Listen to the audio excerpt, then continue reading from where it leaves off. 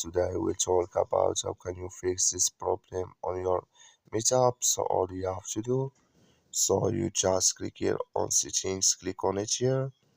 When you just click on settings, it's going to show for you a list like this here.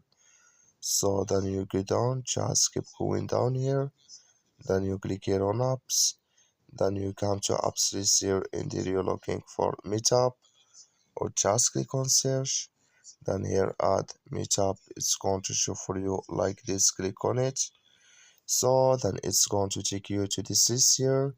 Click on first stop, then you click on OK. Then you go down here, just click on storage. Come to storage list here. So then all you have to do, just click here on clear cache. So then you go to your Play Store, click here on Play Store here. Then you search here for Meetup. It's going to show for you like this. You will find here update, click on it. Then it's going to work with you. That's all you have to do. Thank you for watching. Don't forget to support us by liking and subscribe.